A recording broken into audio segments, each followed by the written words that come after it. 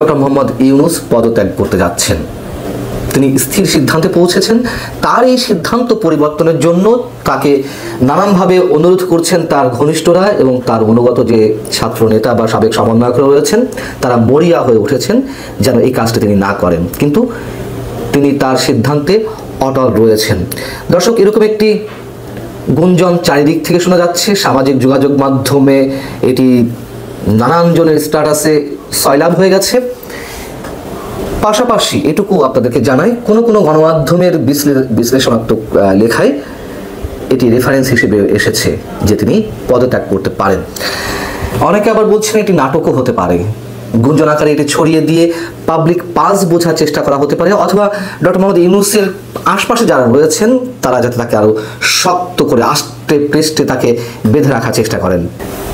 এটা সত্য যে তার এই পদত্যাগের বিষয়ে গত 9 মাসে নানান সময় গুঞ্জন ছড়িয়েছে, তবে তখনকার গুঞ্জন আর এবারের গুঞ্জনের মধ্যে নিশ্চয়ই বিস্তর পার্থক্য রয়েছে, ফারাক রয়েছে।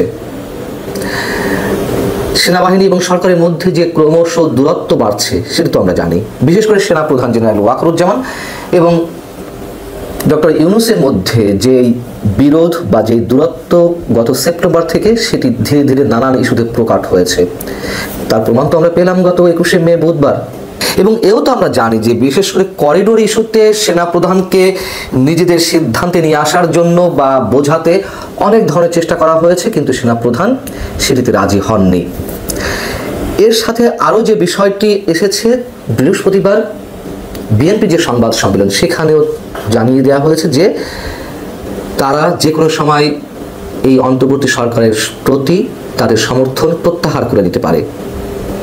সংবাদ সম্মেলনে তারা যে কথাটি বলেছে তা হচ্ছে এরকম যে বিএনপির আগের প্রস্তাব ও পরামর্শের মতো এবারও সবকিছু উপেক্ষিত হলে তা হবে দুর্ভাগ্যজনক। সেক্ষেত্রে অনিবার্যভাবে বিএনপি অন্তর্বর্তী সরকারের প্রতি সহযোগিতা অব্যাহত রাখবে কিনা তা পুনর্বিবেচনা করতে হবে। তার মানে তো আমরা বুঝতে পারছি যে আগেকার গুঞ্জন বা এবারের গুঞ্জনের মধ্যে কতটা পার্থক্য। ডক্টর মোহাম্মদ ইউনূস তার পায়ের নিচ থেকে মাটি সরে যাচ্ছে এটি তিনি উপলব্ধি করতে পারছেন কিনা সেটাই বড় বিষয়। এবং আরও একটি বিষয় আপনাদেরকে জানিয়ে রাখি, এই গুঞ্জনের পিছনে সত্যতা কতটুকু থাকতে পারে। সরকারের যিনি তথ্য উপদেষ্টা অধ্যাপক ডক্টর মোহাম্মদ ইউনূসের কাছে যিনি মাস্টার মাইন্ড গত অভ্যুত্থান বা আন্দোলনের, সেই মাহফুজ আলম একটি বিশেষ ইঙ্গিতপূর্ণ স্ট্যাটাস দিয়েছেন তার ফেসবুক পেজে। তিনি জাতির কাছে ক্ষমা চেয়েছেন, ভুল প্রার্থনা করেছেন, নাকি তিনি তার সৈন্য সামন্তের কাছে বা তার সহযোদ্ধাদের কাছে এই ক্ষমা চেয়েছেন বা ভুল প্রার্থনা করেছেন আমরা জানি না। তার এই স্ট্যাটাসটি আবার হাসনাত আব্দুল্লাহ শেয়ার করেছেন। তার মানে বোঝা যাচ্ছে, আমার এর আগের একটি কন্টেন্টে আমি বলছিলাম যে বিপর্যয়ের মুখে এনসিপি, সেখানে নিশ্চয়ই ব্যাখ্যা করেছি। তো একটা গুমট পরিস্থিতি সৃষ্টি হয়েছে চারিদিকে, সেটাও আমি জানিয়েছি। মাহফুজ আলম তার স্ট্যাটাসে যেটি বলছেন, তার স্ট্যাটাসের শিরোনাম হচ্ছে ব্যক্তির আদর্শ সম্মান ও আবেগের চেয়ে দেশ বড়। আবেগের চেয়ে দেশ বড়, কোন আবেগের কথা বলছেন? ডক্টর মোহাম্মদ ইউনূসের আবেগের কথা বলছেন, নাকি তারা যে ভুল ভ্রান্তি করছেন পদে পদে বিপ্লবী, কথিত বিপ্লবী চেতনার বশবর্তী হয়ে নানান ধরনের হঠকারী কথাবার্তা বলছেন, কর্মকাণ্ড ঘটাচ্ছেন, সেগুলোকে আবেগী কথাবার্তা বলছেন জানি না, তবে যথেষ্ট ইঙ্গিতপূর্ণ এই স্ট্যাটাসটি। আমি ছোট করে একটু পড়ে শোনাই আপনাদেরকে। মাহফুজ আলম লিখছেন যে দেশপ্রেমিক শক্তির ঐক্য অনিবার্য। আগেকার যে কোনো বক্তব্য ও শব্দ চয়ন যা বিভাজনমূলক ছিল সেগুলোর জন্য আমি আন্তরিকভাবে দুঃখিত। সরকারে আর একদিনও থাকলে অভ্যুত্থানের সকল শক্তির প্রতি সম্মান ও সংবেদনশীলতা রেখে কাজ করতে চাই। বাংলাদেশের শত্রুরা ঐক্যবদ্ধ ও আগ্রাসী, সার্বভৌমত্ব ও গণতান্ত্রিক সকল প্রতিষ্ঠান হুমকির মুখে। দেশপ্রেমিক জনগণ যারা জুলাই অভ্যুত্থানে ঐক্যবদ্ধ ছিলেন তাদের সামনে দীর্ঘ পরীক্ষা। এই পরীক্ষা ঐক্যের এবং ধৈর্যের, এই পরীক্ষা উতরে যেতেই হবে। এও শোনা গেছে যে ডক্টর মোহাম্মদ ইউনূস ছাত্র নেতাদের উপরে প্রচণ্ডভাবে ক্ষুব্ধ। তিনি যখন বলেছেন যে আমি আর থাকবো না, তাদের উপরে রুষ্ট হয়ে বা ক্ষুব্ধ হয়ে তিনি বলেছেন, সেই জায়গা থেকে মাহফুজ আলমের এই স্ট্যাটাস কিনা আমরা ঠিক বলতে পারছি না, তবে অনেক কিছু মিলে যায়। সেনাবাহিনী অনেক ধৈর্য ধরেছে এবং সেনাবাহিনী যে সব কিছুতে ধৈর্য ধরছে এটা তো সাধারণ মানুষের মধ্যে এক ধরনের বিরক্তিরও সৃষ্টি করেছে। বিরক্তি না হোক, হতাশার সৃষ্টি করেছে। কি ব্যাপার, সেনাবাহিনী এখনো বসে আছে কেন? দেশের এই আইন শৃঙ্খলা পরিস্থিতি কেন তারা ঠিক করতে পারছে না? নিশ্চয়ই সেনাবাহিনীর দিক থেকে অনেক ধরনের সমস্যা ছিল বা সরকারের পক্ষ থেকে কোনো ধরনের প্রতিবন্ধকতা ছিল কিনা আমরা অনুমান করতে পারি। বুধবার সেনাপ্রধান যে বললেন যে আর মবতন্ত্র বা মব ভায়োলেন্স সহ্য করা হবে না, তার এই কথার পরেও আমরা দেখলাম বৃহস্পতিবার নারায়ণগঞ্জে আওয়ামী লীগের সাবেক সংসদ সদস্য মমতাজকে যখন আদালত প্রাঙ্গণে তোলা হয় তখন তার উপরে পচা ডিম এবং জুতা নিক্ষেপ করা হয়েছে। তিনি মবের শিকার হয়েছেন এবং এগুলো সমালোচিত হচ্ছে যে সেনাপ্রধান তার এই বক্তব্য দেওয়ার পরেও এটি ঘটে কিভাবে। নিশ্চয়ই সেনাবাহিনী বসে থাকবে না, এটুকু আমাদের দৃঢ় বিশ্বাস। তার কারণ সেনাপ্রধান এর আগে ওয়ার্নিং দিয়েছেন, আবারও ওয়ার্নিং দিলেন, তো তিনি নিশ্চয় তার জায়গায় থেকে শুধু কথা বলছেন না, এটুকু আমাদের দৃঢ় বিশ্বাস। এখন কথা হচ্ছে যে ডক্টর মোহাম্মদ ইউনূস কেন এখনই পদত্যাগ করতে চাইবেন। যদি পাল্টা প্রশ্ন করি যে কেন পদত্যাগ করতে চাইবেন না, তিনি যে নিজের ভালোটা বেশ ভালোই বোঝেন, এটি তো আমরা বলে আসছি।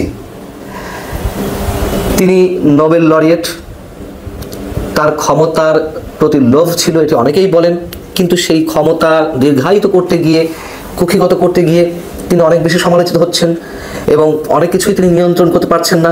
তিনি নির্বাচন ইস্যুতে এখনো কোনো স্পষ্ট বক্তব্য দিতে পারেননি এবং তার যারা সৈন্য সামন্ত অথবা তার উপদেষ্টা পরিষদের সদস্যরা কেউ এটিকে নিয়ে অনেক বেশি পানি ঘোলা করছেন। তার প্রেস সেক্রেটারি তো মনে হয় যে প্রধান উপদেষ্টার অ্যাবসেন্সে তিনি তার দায়িত্ব পালন করবেন এমন একটা অবস্থা, তিনি সবসময় ব্যাখ্যা দেওয়ার চেষ্টা করছেন জুন আর ডিসেম্বর বলতে কি বোঝান। এবং সর্বশেষ তিনি বললেন যে বর্তমান সরকারের সব ধরনের ম্যান্ডেট রয়েছে সবকিছু করার। এই যে হটকারী বক্তব্য, আগ্রাসী বক্তব্য, এগুলো মানুষ ভালো চোখে নিচ্ছে না, নেওয়ার কথাও নয়। এবং করিডোর এবং বন্দর ইস্যুতে জনমত তুমুল তার বিরুদ্ধে চলে গেছে, প্রধান উপদেষ্টার বিরুদ্ধে। মবতন্ত্র কায়েম হয়েছে, মৌলবাদের উত্থান ঘটছে, দেশের অর্থনৈতিক অবস্থা ভালো না, বিনিয়োগের যে গল্প শোনানো হচ্ছিল ঠাকুমার ঝুলির গল্প মতন গাল ভরা গল্প, সেগুলো তো মানুষের সামনে কোনো কিছু দৃশ্যমান হয়নি। এবং সবশেষ ডক্টর মোহাম্মদ ইউনূস মার্কিন সমর্থনে এসেছিলেন এবং আসার পরেও তিনি মার্কিন সমর্থনে টিকেছিলেন। বিশেষ করে করিডোর দেওয়ার বিনিময়ে তার ক্ষমতা দীর্ঘায়িত করা একটি পরিকল্পনা ছিল, এরকম অনেকের ধারণা।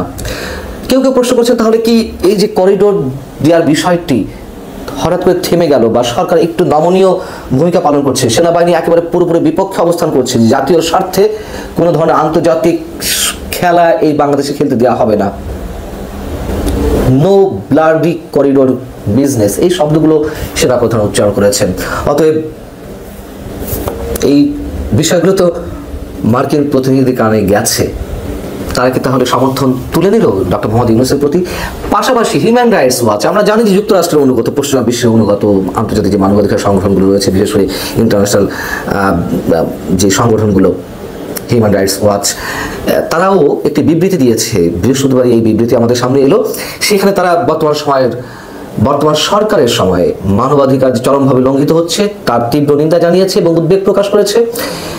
হিউম্যান রাইটস ওয়াচ তাদের বিবৃতিতে যেই কথাগুলো বলছে তা হচ্ছে এরকম যে দেশটিতে বিচার ব্যবস্থার সংস্কার করার পরিবর্তে সাবেক ক্ষমতাসীন দল আওয়ামী লীগ সমর্থকদের উপর দমন পীড়ন চালানোর নীতি গ্রহণ করা হয়েছে।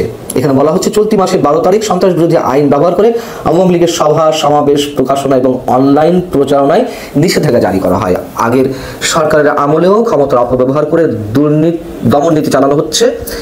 নতুন সিদ্ধান্তের মধ্য দিয়ে আওয়ামী লীগ সরকারের মতো মানুষের মৌলিক স্বাধীনতা লঙ্ঘন করবে অন্তর্বর্তীকালীন সরকার, মানে ভবিষ্যতে আরো চরম পর্যায়ে যাবে, সেটি তারা ফোরকাস্টিং করছে। এখন বিষয়টা হচ্ছে যে ডক্টর মোহাম্মদ ইউনূস তার নিজের ভালোটা খুব ভালো বোঝেন, এর আগে বলছিলাম। তার একটি বড় প্রমাণ তো আমাদের সামনে রয়েছে, মহানবী সরকারের সময় যখন তার নেতৃত্বে একটি রাজনৈতিক দলে আত্মপ্রকাশ ঘটল, নাগরিক শক্তি, যাদের পরামর্শে তিনি এই রাজনৈতিক দলের আত্মপ্রকাশ ঘটালেন।